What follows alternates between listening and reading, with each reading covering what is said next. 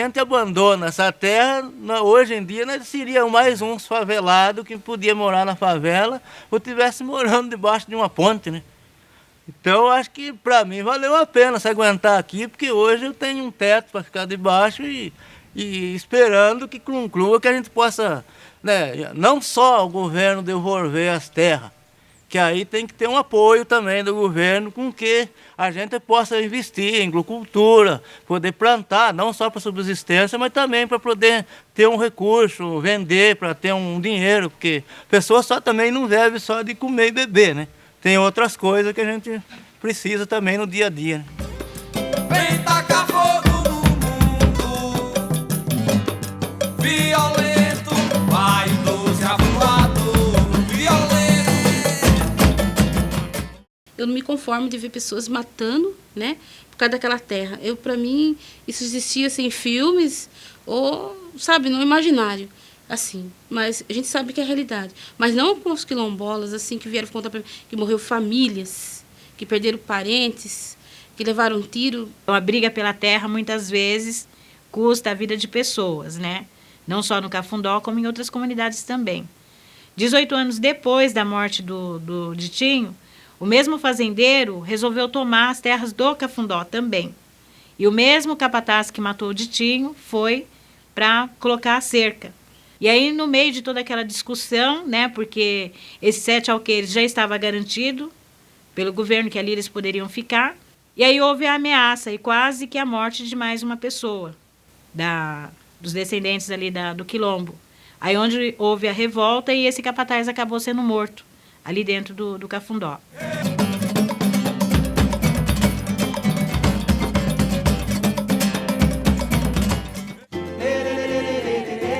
Canta, Serrinha, canta, meu povo.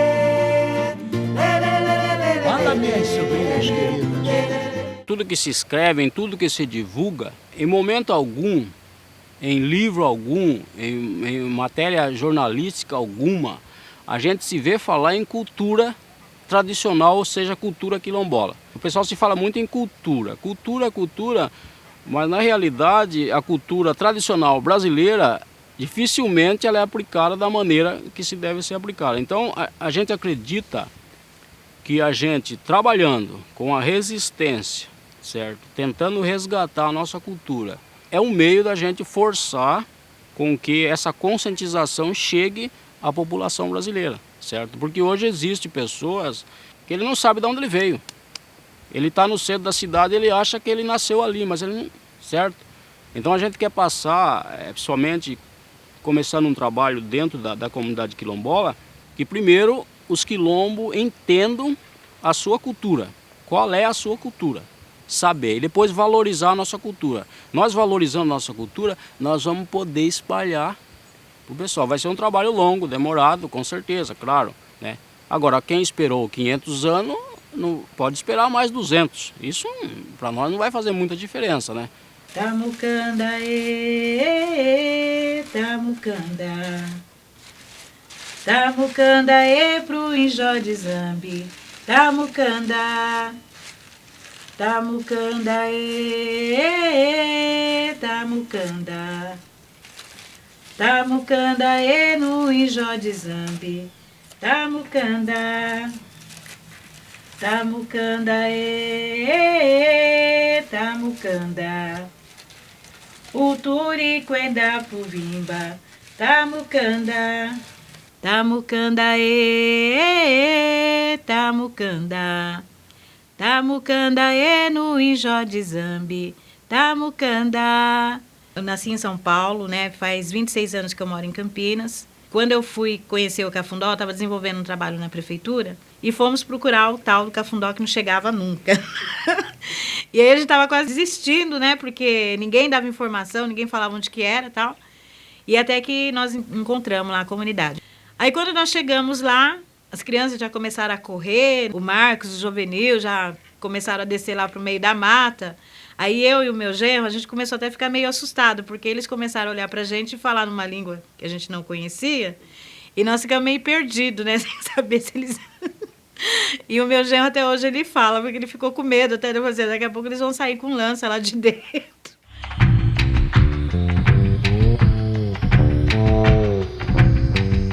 E aí o Marcos começou a contar a história da comunidade, como que eles formaram aquele grupo, né? E ele, para quem conhece ele, assim, ele tem uma maneira de contar, de fazer o relato da história do Cafundó de uma maneira, assim, que encanta.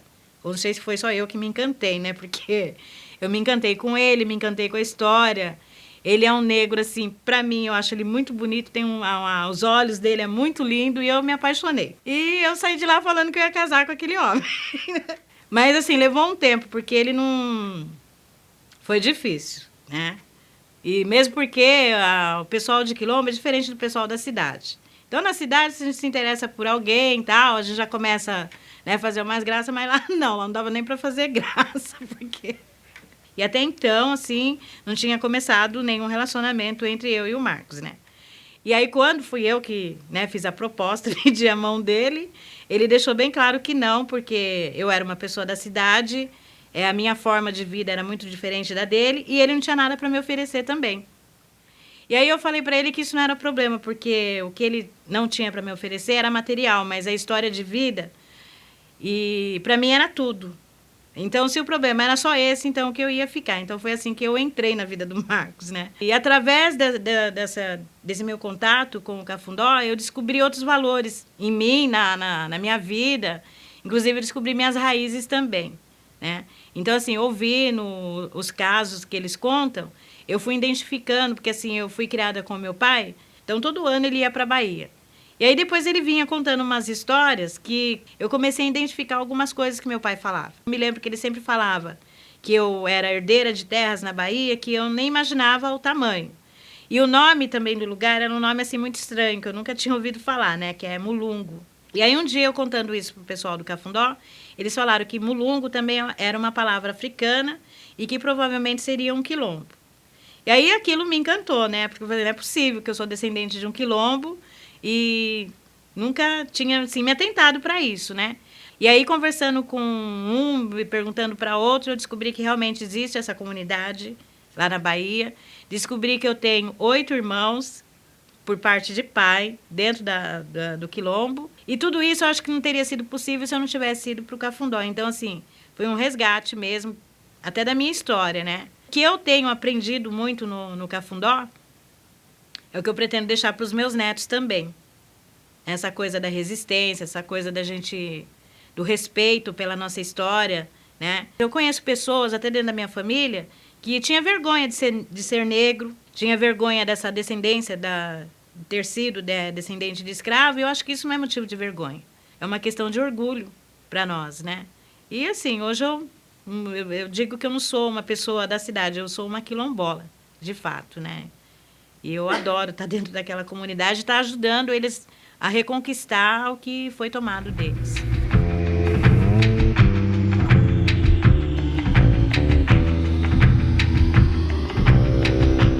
Hoje, agora aqui no Cangu, meio de uns tempos para cá, estão começando a enxergar o povo daqui, tá? Melhorando bem também, já está bem mais melhor do que era antes, né? Eu gosto da paisagem, natureza. Tudo que tem, o rio, as matas, que a gente não sossega de ficar olhando na mata. E muita coisa de bom com isso. Se eu fosse Deus sair, eu ia sentir saudade. Gosto de tudo, acho. Que bloco é esse? É o mundo negro. Porque se você soubesse o valor que o negro tem, tomava banho e pichi e ficava negro também. Somos negros do cabelos duros, mas somos muito legal. Somos negros do cabelo no muro, somos do Black Power.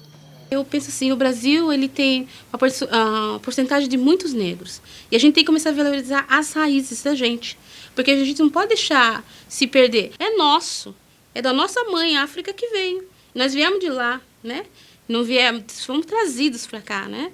Mas a nossa mãe, as nossas raízes, tá ligada lá. Então, eu acho que a gente tem que preservar aquilo que é da gente. E valorizar. Os negros teriam que abraçar isso. Eu acho bonito as vestes. Eu acho bonito o som do tambor. Eu acho muito bonito o som. Ele, sei lá, ele tem um ritmo. Ele mexe com a gente, né? Os tambores mexem, né?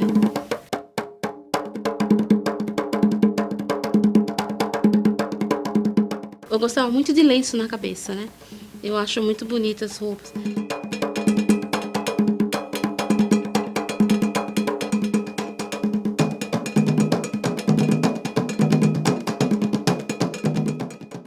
partir que a gente agora está participando dos movimentos quilombolas, a gente está começando a aprender, né? Você via a roupa das matas africanas, aquelas roupas de terreiro, mas eu nunca vi aquelas roupas. Aí que eu parti, comecei a ver, meus olhos começaram a se encher, sabe? Eu comecei a ficar, nossa, eu quero também vestir, agora eu estou começando a fazer minhas roupas também. E para os eventos, eu vou com as minhas roupas afro.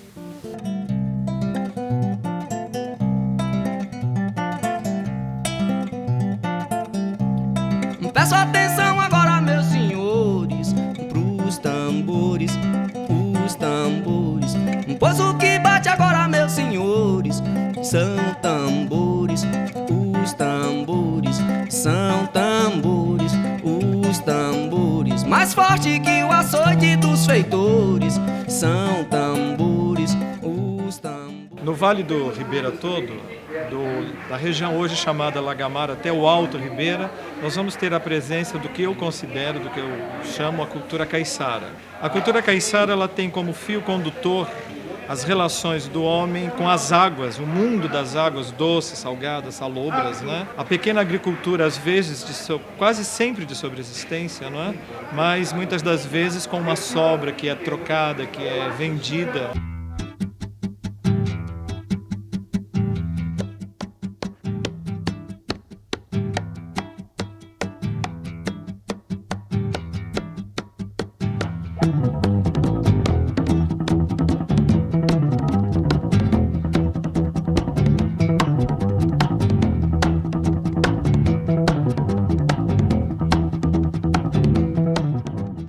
Nos folguedos, na música, na dança, de forma especial na fala, nós vamos perceber este entrecruzamento de elementos da cultura negro-banto, da cultura dos índios, do tronco tupi que esteve aqui anteriormente e dos portugueses. Nós poderíamos pensar que uma comunidade quilombola estivesse falando com uma influência muito grande do quimbundo, do kikongo. Não é esta a realidade. É cultura caiçara mesmo, em que esses elementos da cultura ibérica se fazem muito presente. A devoção forte a São Benedito, a devoção a São Gonçalo e o aspecto, acho que mais presente nessas comunidades é o nosso fandango, né? Ai, ô, Mandilha é minha terra moreninha, terra onde eu nasci. O fandango vem vindo mais por parte do mutirão, que o pessoal sempre aqui fazia mutirão de roçada, derrubada, cavação, qualquer tipo de trabalho. Então, para pagar o dia, ficava difícil, né? O pessoal não tinha o dinheiro. Então, de noite dava o fandango. Aí o pessoal se divertia, dançava, comia, bebia e no outro dia ia embora. Então ficou o fandango.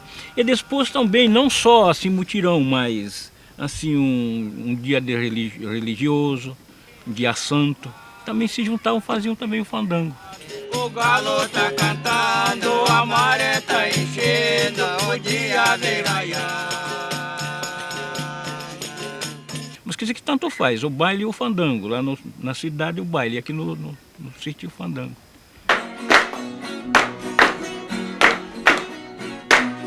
A dança de São Gonçalo é uma devoção antiga, posso dizer tradicionais, né? É um santo poderoso, né? Que tudo que a gente pede para ele, né, com boa fé, ele atende os pedidos.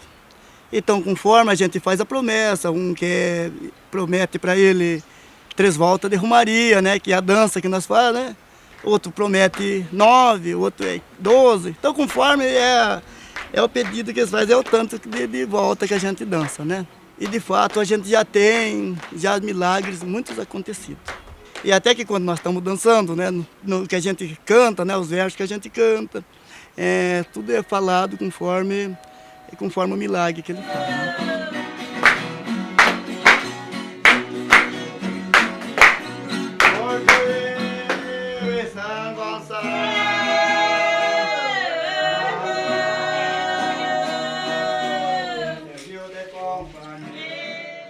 O Quilombo dos Brotas, ele, como ser urbano, ele ser pequeno. Ele tem 3,5 arqueiros. Não se dá para você plantar e viver do plantio. Então, ele tem 35, 36 famílias.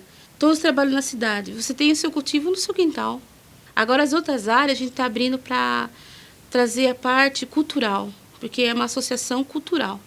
Tentar resgatar tanto para a cidade, a cultura negra, e tanto também para o nosso povo, para resgatar aquilo que foi se perdendo com o tempo. O que nós vamos fazer? Vamos cultivar a cultura. Oió, capital Iorubá, vingando na cadência o Ijexá. Antigamente, no Quilombo se exercia o catolicismo, a Umbanda, que era dividido, que tinha minha tia, que era mãe de santo, né? E tinha os que eram católicos e também frequentavam. Aqui a gente está no Quilombo Brotas, aqui é o santuário religioso da comunidade. Aqui quem mantinha era a nossa tia Lula, a gente chamava de tia Lula. Ela, durante mais de 3 décadas, ela comandou aqui o centro espírita, usando a linha da Umbanda, Candomblé. Na época, quando o trabalho era forte aqui, todo mundo aqui dos nossos familiares, todo mundo frequentava aqui, até a gente mesmo, desde pequenininho, vinha aqui direto. E apesar que é uma cultura que está se acabando pouco a pouco, né? Para começar a fazer o trabalho, vai ter que consultar primeiro, conversar com ela, para ver se ela libera tudo certinho para liberar o centro. Aí tem que chamar ela, né? Tem que ser outra pessoa.